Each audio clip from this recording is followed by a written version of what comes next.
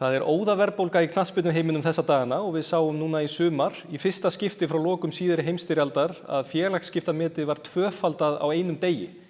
Við erum einnig að sjá eigendur knattspyrnuliða vera viljuga þannig fjárútlátum að það þarf hreinlega að setja reglur til þess að temja þá. Sömuleiðis sjónvarpið að breytast. Það kostar orðið það mikið að sýna fótboltann í sjónvarpi að það spurning hvort það þurfi að fara að breyta öllu því módeli. Þetta kallar á umræður og hér erum við því til þess að ræða hver staðan á fjármálum í fótbolta og hvað frambyrinn ber í skauti sér eða ætti að bera í skauti sér. Og hér til þess að ræða þessi mál eru Tómas Þór Þórðarson, íþróttafréttamaður á 365, Edda Sif Pálsdóttir, íþróttafréttamaður hjá Ríkisútvarpinu, Tanja Tómasdóttir, lögfræðingur og Ríkharður Daðason, fyrrum atvinnumaður í fótbolta og meðlimur í landsliðsnefnd. Við komumst nú varla hjá því að tala fótbolta og fjármál án þess að byrja held ég Ríkharður á ykkar mönnum í KSÍ og landsliðinu vegna þess að með þáttöku okkar núna á heimsmeistaramótinu þá bæði höfum við nú þegar fengið í kassan umtalsverða fjármuni, meira en kostar til dæmis að reka knattspyrnusambandið á hefðbundnu starfsári.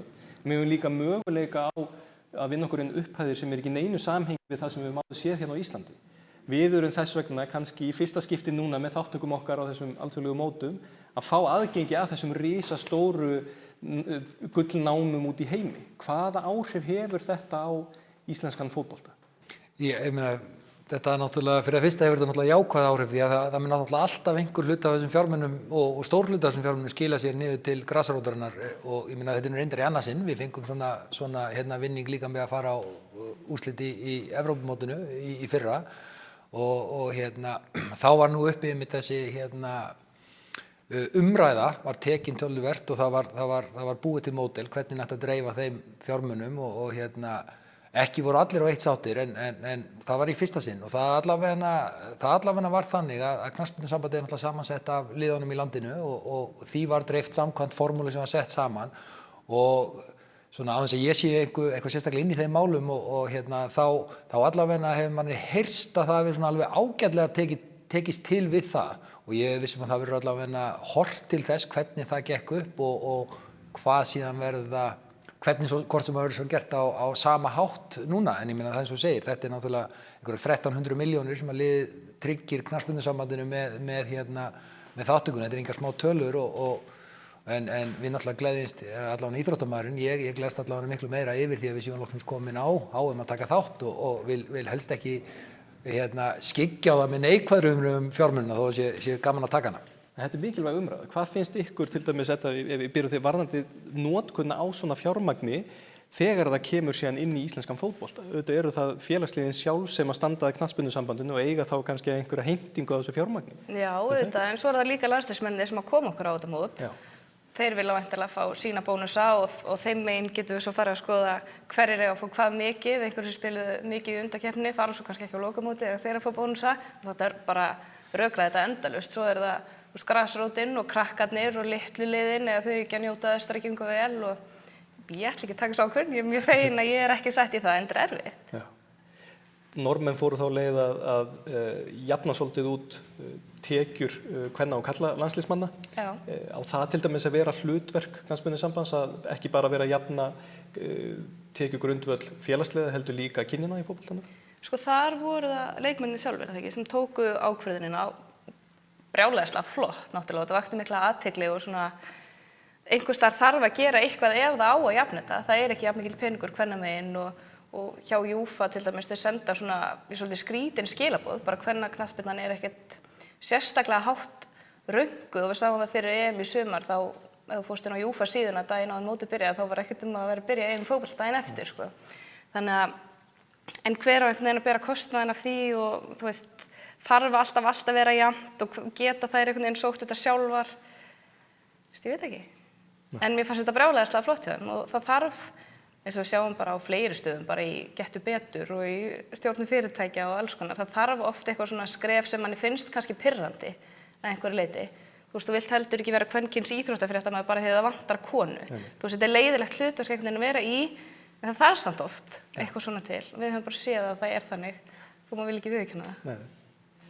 Varðað sko peningamálin sjálf sko, þá náttúrulega er það staðreynd að sko peningar eru náttúrulega rót alls ills í heiminn. og þeir, þú veist, það bara þannig og við bara sáum það bara hvað bestinn á heim bara á Íslandi 2008. En peningar geta gert alltaf margt gott, en það bara þegar fólk kemst nálægt svona miklum fjármunum að allt verður vitlaust og það skiptir engu máli hvort það sé í fótbolta, einkalífi eða viðskiptalífi.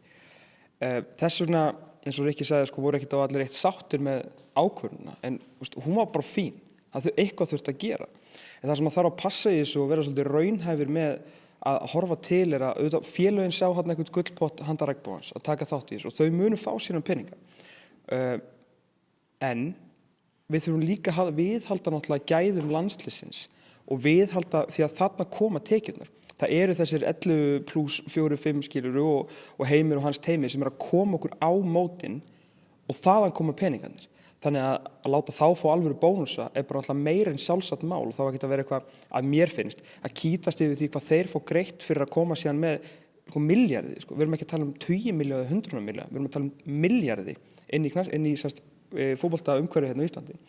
En það sem að KSÍ, og svo náttúrulega tekjumöguleikarnir líka sem að KSÍ þarf að gera betur í og náttúrulega auðvitað voru bara nýjir og bara sveitamenn síðan, skilur. Nú bara þekkjum við það aðeins betur að sækja meiri peninga í stærri sponsa og þetta mun allt saman hjálpa. Við þurfum að viðhalda standard í landsliðinu sem að mun kosta sitt og það má ekki vera agnúast yfir því. En það sem mér finnst að KSÍ verða að gera núna í aðdraganda þess allar þessar tekjur að koma inn að vera opnari með þetta. Og sem betur fyrir, Guðni Bergsson búinn að lofa meira gegnsæi og maður fagnaði því gríðarlega og væntanlega ein af stóru ástæðunum fyrir því að hann náttúrulega fékk þessa glæsilegu kosningu að félögin munu strax verða opnari ef þetta verður opnara ferli. Þú veist að hérna fer ákveðið, þetta verður sett í þetta og þið munu fá þetta út af þessu. Að því leið þú veist meira, skilur, þú ert svolítið reiður þegar þú ert einhvern veginn að horfa á peningan í blindni. Það nú svo sem heldur ekki vantað í knattspyrnuhreyfinguna, ég er ekkert bara að tala um hérna heima. Algjörlega. Einhvern svona það sé vera læðubókast og engin veitir neitt hvaðan peninga koma. Nei, leið þetta verður bara opnað meira og það er enginn að fara að tala um eitthvað niður í hverju einustu krónu, skilur. Þetta er bara fjármál alltaf. En leið þetta verður bara aðeins opnara, þá mun slá á mikið af þessum gagnrýnisröddum, en fyrst og fremst þurfa líka svona félögin átta sig á því að það mun kosta að viðhalda þessum árangri því að líkurnar okkur að fara á EM allstæðar á 2020 eru mjög miklar og við viljum ná árangri þar líka. Og þarna má náttúrulega bæta við að þarna hefur náttúrulega KSÍ verið að stíga stór skref með aðstöðu fyrir leikmenn og steig náttúrulega inn þegar kvennalandsliðið fór á EM í sumar og jafnaði aðstöðuna. Það er að segja að það fóru jafnmargir sjúkraþjálfarar, það voru allar aðstæður eins og við karlalandsliðið og ég fekk nú ánægjuna á því að ferðast með liðinu til Tyrklands núna daginn og sjá undirbúninginn og taka þátt í undirbúningi í 5 daga. Það eru 15-18 ár, ég vil helst ekki segja hvað langt frá síðan ég spilaði minn síðasta landsleik, en það er frábært að sjá hvert við höfum komin á þessum 10-15 árum. Við töldum okkur hafa það alveg ágætt, við vissum að það var einhver sem ætti að gera betur, en nú nýtir KSÍ allan þann tíma sem hann fær með toppaðstöð, það eru læknar, sjúkraþjálfarar, það eru 3-4 þjálfarar, það er verið að fylgjast með strákunum á milli leikja og þetta kostar allt peninga og þetta er náttúrulega það sem að fyrsta sem að maður getur sagt frábært að hafa fjármunina til að gera þetta. Ég spjallaði á mánudagskvöldi við Ragnheiði Elía sem er ritari KSÍ búin að vera að vinna þarna í 20 og eitthvað ár að þegar hún kom til starfa hjá knattspyrnusambandinu þá voru 5 starfsmenn. Þeir eru 22 í dag en þeir eru ennþá brotabrot á við samböndin bara á Norðurlöndum. Þannig að við erum ennþá að gera þetta alveg afskaplega hagkvæmt með alla aðra og það má ekki gleymast í umræðinu heldur. Hvað við erum búin að ná langt með svona litlu battaríi samanborið við alla hinna. Við eigum sem ekki, mér finnst óþarfi, við þurfum alls ekkert að stæra okkur að hvað við erum að gera þetta hagkvæmt, því ég er hjartanlega sammálaður með þetta, umgjörni kringu lið, því að þegar við byrjum á þessu, eins og þetta leiguflugi fræga frá Lettlandi til Holland sem að sjálfsögðu hjálpaði strákurum að leggja, frá Lettlandi til Íslands hjálpaði strákurum að leggja hollendingana velli. Allur svona undirbúningur, þessi svona litlu margins of error í fótbolta þegar þú ert að spila með 3 daga millibili landsleiki. Þarna vorum við ekki búin að detta inn eina gullpotti eða fara að synda þetta eins og Jóakim Aðal. Þarna kom náttúrulega, og þarna kemur ákveðin standard með Lars Lagerbäck. Þarna er tekin ákvörðun að gera þetta. Þarna byrja svolítið að eyða til að eiga síðar. Það gekk fullkomlega upp og nú erum við, þetta er nákvæmlega standard sem ég þarf að tala að við þurfum að halda af því að við förum bara hingað ef við ætlum núna að fara að spara eitthvað. Þessi strákar þurfa sína umgjörð. En ef við horfum ekki... Þannig að fjárfesta svolítið í fótboltanum fyrir þá peninga sem að koma inn út af þessum góða árangri kannski. Já, algjörlega og ég alveg sammála því sem þau segja að það þurfum við náttúrulega að horfa til aðildarfélaganna líka því að það náttúrulega erum við líka að byggja upp þessa leikmenn sem eiga svo að skila sér í landsliðin þegar að því kemur og maður horfir oft svona í þetta, þú veist, ætti UEFA að vera með eitthvað svona leiðbeiningarreglur þetta eins og, þú veist, var gert þarna hjá norska knattspyrnusambandinu þar og þannig að ég alveg sammála því sko að þetta eitthvað sem þarf að skoða vel sko. Nú, önnur umræða sem að varðar þessar stóru upphæðir í heimsfótboltanum að það er yfirburðar staða ákveðna félagslega og við höfum talað þetta í áratugi að skoski boltinn sé ónýtur vegna þess að það eru bara 2 klúbbar, spænski boltinn sé nákvæmlega eins, norski boltinn, það er bara 1 klúbbur. Á Íslandi hefur svona verið vegna þess kannski að FH hefur ekki komist í riðlakeppni að þá kannski eru svo umræða ekki algjörlega komin upp á það plan en peningarnir eru orðnir þannig gríðarlegir og það er alveg klárt að menn hafa getað keypt sig upp í þennan stærsta hóp liða, til dæmis eins og Paris Saint-Germain er að gera núna. En þegar að liðin eru komið þangað upp, að þá er kannski ákveðið áhyggjuefni að þau séu farin að slíta sig svolítið frá. Hvaða skoðun hafið þið á þessu að eftir því sem að peningarnir eru að aukast í fótboltanum, að þeir fari mest til þeirra sem eru innan gæsalappa að búa á til, sem flestir vilja horfa á og stærstu liðin kannski skilji sig frá hinum? Ég veit ekki, ef ég byrja þá, það er náttúrulega sem Tommi segir, hættan er náttúrulega þegar peningarnir verða, sem hann sagði áðan, með það að hættan þegar peningarnir verða svona ofboðslegir, er þá einmitt að það sækist í það að vernda þá stöðu sem þú ert komin í með einhverjum óþrifalegum aðferðum. Ég er svona beggja blands í þetta.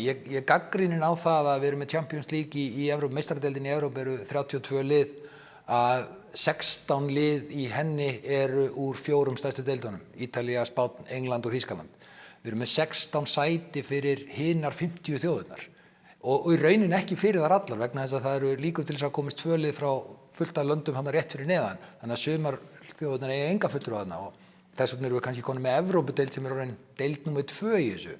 En svo er svona verið aðeins að jafna bilið með því allt í einu sá sem vinnur Evrópudeildina fær sæti með stóru strákana. Þetta er svona annað tækifæri fyrir þá stóru klúbbar sem missa af, dæmi eins og Manchester United í vetur, sem missa af að komast í meistaradeildina, þeir fara í gegnum Evrópudeildina og vinna hana og komast þá leiðina inn í meistaradeildina næsta ári. Er strúktúrin gerður til þess að auðvelda þeim stærstu að græða ennþá meiri pening? Ég held að þeir séu náttúrulega með mestu fjármunina og mestu starfsemina til þess að hafa áhrif á svona ákvarðanir og þarna þurfa knattspyrnusambönd, minni knattspyrnusambönd að vera ofboðslega öflug í að lobbya fyrir þeim hagsmunum að þetta sé sanngjarnt. Þetta verður alltaf á undanförnum 30 árum þróast í það að þeir allt í ranking að bestu liðin spila móti ykkur öðrum. Ef þú eins og Ísland þegar við komumst í umspil loksins síðast fyrir 4 árum, þá vorum við samt í lakari hópnum. Þó að við værum búin að vinna í rauninni afrek með að lenda í öðru sæti í riðlinum úr 5. styrkleikaflokki, að þá varum við enn ein hindrun, það var að vera í lakari pottinum í seeding vegna þess að þeir vilja að bestu liðin komist í úrslitakeppnirnar. Þannig að það dregur enn og aftur, þú veist, afrekið okkar að vera komni beint á HM er stórkostlegt í þessu ljósi hvað við erum búin að klifra hratt upp. En þessar reglur hafa það verður allavega oftar en ekki manni fundist að stóru sterku liðin, stóru sterku samböndin hafa ráðið meiru heldur en kannski þau eiga ráða. Lykilorðið í þessu náttúrulega hagsmunir sko. Hagsmunir UEFA, UEFA, ef við tölum meistaradeildina, á að vera með stóru strákana inni eru miklir sko. Og hagsmunir stóru strákana að vera með UEFA, eða vera í meistaradeildinni hjá UEFA eru líka miklir. Og þegar þetta tvennt er að allir sem að ráða hittast bara á einhverju þingi einu svona ári og ákveða bara hlutina. Við erum ekki fíbl sko. En hvað ertu að tala um þegar þú segir UEFA? Ertu að tala um öll þessi 50 eitthvað eldri? Nei, þú ert að tala um starfsmenn. Nei, stóru liðin. Stóru sem ráða mestu. Ef við tölum bara um liðin sem er í meistaradeildinni, það er alveg ástæða fyrir því að það eru 16 þjóðir frá 4 löndum í meistaradeildinni. Það er ekki vegna þess að við kusum með því. Nei, það er vegna þess að þar eru peningarnir sko. UEFA hagnast á því að hafa bestu liðin í meistaradeildinni og bestu liðin í stærstu deildunum hagnast á því að vera í meistaradeildinni.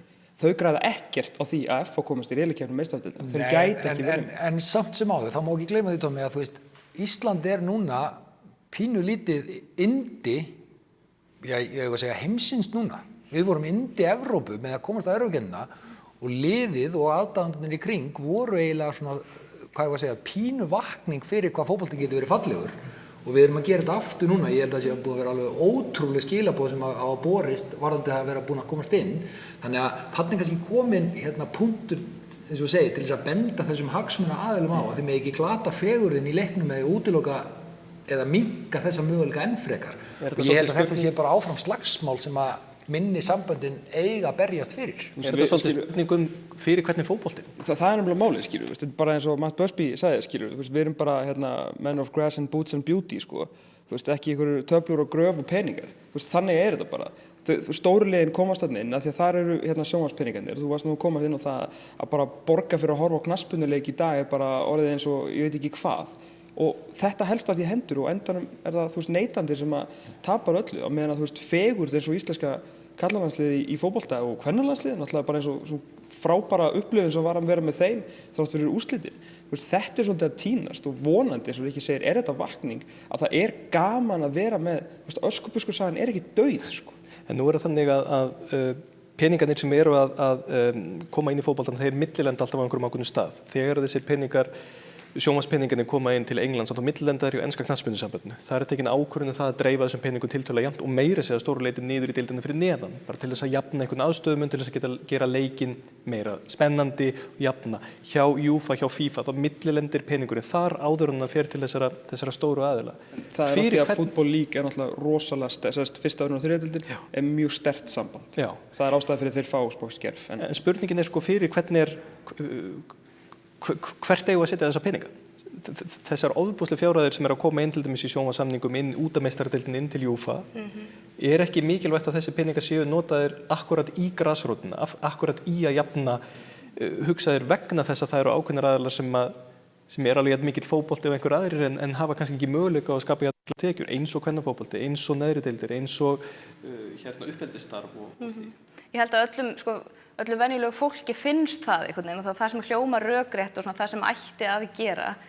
Svo bara ráða einhverjar aðrir hlutir og menn för og eins og við séð bara, alls konar spilling og eitthvað þar sem eru peningar og kallar oftast að stjórna einhverju.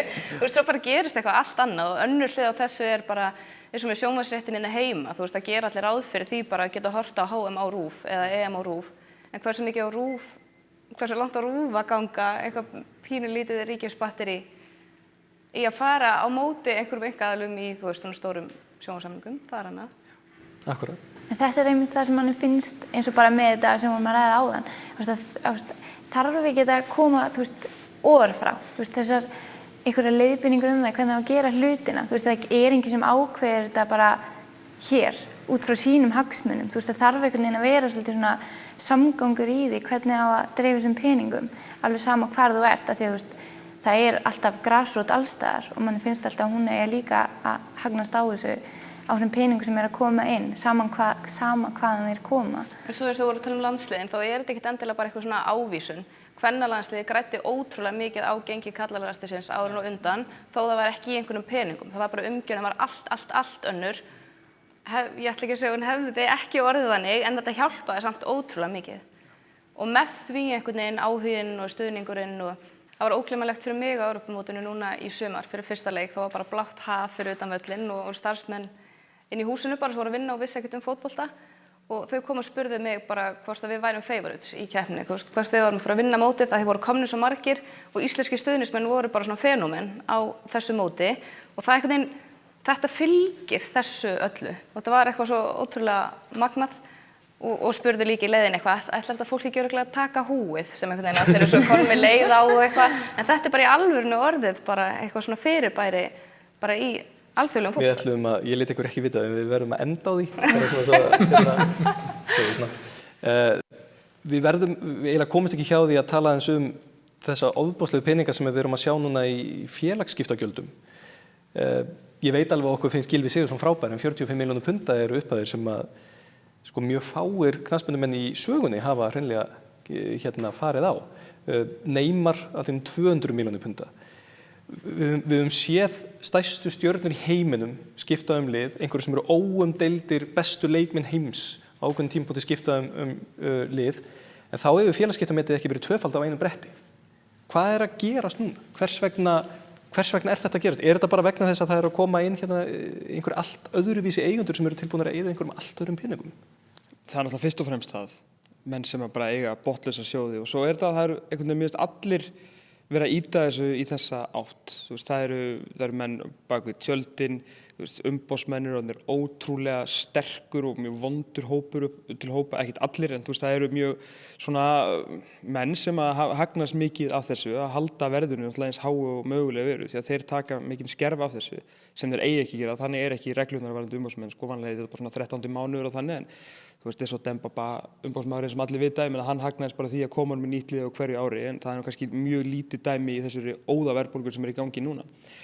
Mér finnst allir stuðningsmennirnir svolítið, stuðningsmennir taka þátt í þessu ómeðvitað, að þeir hafa bara gaman að þessu, þeir kaupa treyjur og þeir mæta á völlum, þeir elska fótbolta en hversu mikið halda þær áfram að elska hann þegar verðin eru orðin bara þannig að þeir hafa ekki efnaði hvorki að horfa á hann í sjónvarpinu né fara á völl. Það er það sem þarf að passa. Verður ekki, það er náttúrulega akkurat það sem það mun ekki gleymast vegna þess að ef að þetta fer of langt, ef það verður of dýrt að kaupa áskrifta sjónvarpsstöðinni sem sýnir fótbolta, þá munur færri kaupa áskriftina á endanum og þá munur færri horfa og þá munur tekjurnar lækka. En það er óþarfi að það fari þangað og menn verða að passa sig að fara ekki þangað. Það var alveg haldist í hendur að laun leikmanna hafa hækkað í takti við sjónvarpstekjurnar. Þannig að fyrst og fremst hafa þær ráðið. Svo koma, eins og Tommi segir, svo koma svona villtir eigendur, olíubarónar frá Sádi-Arabíu eða frá Arabíuskaganum og skemma þetta pínulítið. Þetta er sprenging og þetta, ég meina bara frábært að við eigum þá allavega einhverja sem geta notið þess og við njótum þess með því að vera að ná árangrum í gegnum landsliðið okkar, klárlega. En á endanum það neytandinn sem fótbolta áhugamenn allan heim sem megi gleymast og ég held að næsta skref verði að sjónvarpsstöðvarnar munu fara að fá samkeppni frá digital frá Facebook og Amazon og Google og þá gæti neytandinn aftur farið að komast í aðgengi sem kannski lækkar verðið til hans. Hann sér bara færri leiki en hann velur sér leikina. Hvort að það verði góð þróun af því eða vond, það verður eiginlega bara að koma í ljós en ég hugsa að þetta sé næsta skref sem að komi og ég held að sé ekkert að fara að minnka þessir sjónvarpstekju peningar inn í íþróttina, það verða bara mögulega aðrir sem munu greiða þá. En varðandi þetta financial fair play sem hefur alls ekki virkað í UEFA, þá held ég að UEFA búin að segja það. Framkvæmdastjóri UEFA steig fram daginn og sagðist bara við eigum 5, 6, 7, 8, 9 tillögur til að bremsa þetta af, það þarf bara að samþykkja þær og þær eru bara til og þarna munu ekkert 3, 4 stórir eigendur klúbba stjórna. Það eru 100 klúbbar í hverju landi cirka bát sem munu velja þetta og þar með kemur sambandið með einhverja skoðun frá því og það mun verða sett einhvers konar bann á svona hluti. Ég er sannfærður að það kemur. Þannig við erum einhvern villta vestri núna í einhverjum Pínulítið held ég og þetta eins og þú segir að endurspegla það að fara úr 100 milljónum í 200 milljónir fyrir einn leikmann. Það er náttúrulega bara því að það komi peningar annars staðar frá sem keyptu upp og hann fær þetta greitt í einhverjum svona ímyndarrétta launum og einhverju slíku og þetta náttúrulega bara sprengdi allt upp og þegar leikmenn, varnarmenn fara allt inn yfir 50 milljónir punda sem að voru 10 milljónir punda fyrir 2 milljónum, þá þetta náttúrulega pínulítið asnalegt í augnablikinu en þetta náttúrulega afleiðingin náttúrulega að þetta eru skemmtikraftar og áhugin það mikill og þá náttúrulega sækjast einhverjir í það að búa til og matreiða vöruna á þann hátt og ég held að þetta sé einhverju leyti pínulítið gullöld fyrir leikmenn og þá sem koma nálægt en á endanum það neytandinn með fótboltaáhugamaðurinn, hann mun setja stoppið.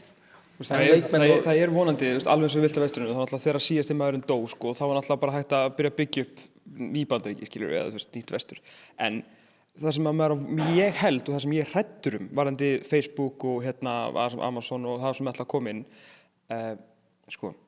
þeir munu alltaf þurfa að borga sömu upphæðina fyrir þetta það sem að þeir þurfa að gera og munu vonandi gera að gera síðan það sem að þeir hafa gert og bara svona hálfpartinn gefið þetta allt svona með einhverjum auglýsingatekjum sem að þeir eru alltaf bara með frábært svona viðskiptamódel en þeir þurfa svolítið held ég að brenna svolítið peningum til þess að hjálpa neytendanum. Og sína ábyrgð varðandi það að þeir vita alveg hverja við viljum horfa á.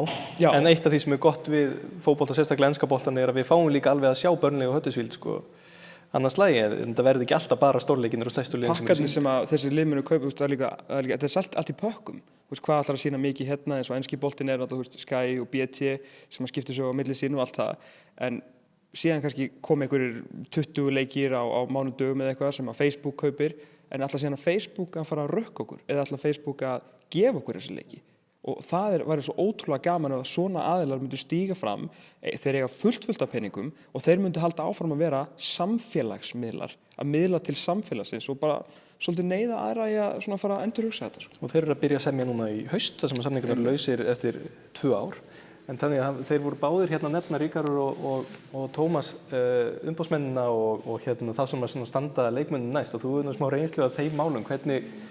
Hvernig snýr þetta þeim? Eru umboðsmenninni bara eins og bróðurinn sann Elka alltaf að reyna að henda í ykkur lið eða hérna hvaða ábyrgð bera hérna umboðsmenn aðra heldur en bara það að reyna að búa til sem mesta peninga með því að vera í stanslausum félagaskiptum? Sko náttúrulega aðal vandamáli við þessa umboðsmenn hefur verið gegnum tíðina það hvað er erfitt að fylgjast með þessum greiðslum sem berast til þeirra og hvaðan þær koma. Það eru náttúrulega ákveðnar reglur sem á að framfylgja en það bara er ekki gert og það er eins og þær séu bara ekki að virka alveg eins og tala með financial fair play reglunar. Það verða að vera einhverjar reglur en ef það á að vera hægt að fara á svig við þær eins og umboðsmenn virðast vera að gera og svo horfum maður á þetta Neymar-dæmi og maður bara getur eiginlega ekki trúið að þetta geti staðist reglunar. Þannig að verður mjög áhugavert að sjá hvað kemur út úr því. Þannig að ég held bara eins og ég er búin að nefna hérna áður að svona eins og ég horfi alltaf á þetta og einhvern veginn út frá svona lögfræðilegum álitaefnum að það þarf alltaf að vera eitthvað aðhald. En vandamáli við fótboltann að það er rosalega erfitt einhvern veginn að fylgjast með þessu og framfylgja þá þeim reglum sem eru settar og þannig að já, ég held að eins og hann segir að það verði bara að herða reglunar ef þetta verður hægt eins og að gert með Neymar og PSG. Það ætti svona, ég ætla ekki að fara að feta mig langt út í lögfræðinu, það ætti að vera voðalega auðvelt að krefjast gagnsæis í því sem að leikmaðurinn fær og hvaðan hann fái sínar greiðslur og það er þá allavega dálítið langt stíð og ef að umboðsmaður getur búið til einhverja tekjur fyrir sjálfan sig eftir einhverju 3. leið eða 4. leið eða eitthvað slíkt þangað til hann er nappaður, þá er hann bara að lifa á gráasvæðinu og endar á því að brenna sig.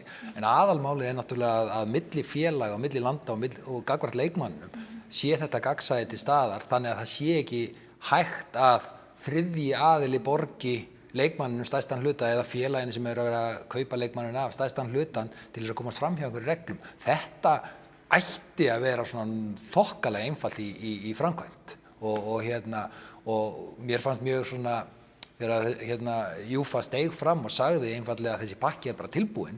Það er bara liðana og sambandana að bara virkja hann og setja hann í gagnið og hvaða leið viljið þið fara. Að hann var pínu að rétta boltan þarna út til þeirra og segja, heyrðu, þetta er bara hversu mikið viljið þið jafna leiki. Svo er þetta líka eins og með bara svona atvinnu glæpamenn og alltaf gömlu góðu bóana skilur. Lex Luthor fór alltaf fram úr sig sko.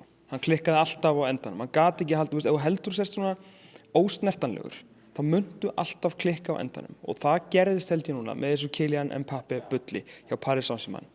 Þar bara héldu menn að þeir væru orðnir bara, Júfa Lóna, Barcelona, bara ósnertanlegir, verandi eigandi alla þessa peninga. Þetta er náttúrulega eitthvað mesti kjaftaði samningur sem sést hefur og þeir bara básúna þessu eins og þessi eðlilegt, láni ykkur 1-2 ár og svo verður hann keyptur á 150 milljónir til að bara sneiða fram hjá Financial Fair Play og þetta er svo mikið blatant kjaftaði og brot á reglunum að meira þess að Júfa og bara, herru, já, við erum búin að komna með þetta í nefnd og þarna, ég held að þessi samningur verði vonandi fordæmi fyrir því að eins og Rikki segir að þeir geti ekki annað og þannig að nú komi eitthvað að ofan og það verður bara gera hægt og er gert að bjóða öðrum félögum í Evrópu upp á svona bull að þetta, ég trú á því frekar en kannski haldi að þetta sé samningurinn sem að muni laga í raun og veru og koma Villta Vesturinn aftur bara í venjulegt horf sko, því að þetta er algjöra skammar eða gera ekkert í þessu sko. Eru það ekki bara ágætis loka orð? Ég vil þakka ykkur kærlega fyrir að taka þátt í umræðunum með okkur og svo bara fara allir að spara fyrir miða til Rússlands, eða það ekki? Takk fyrir.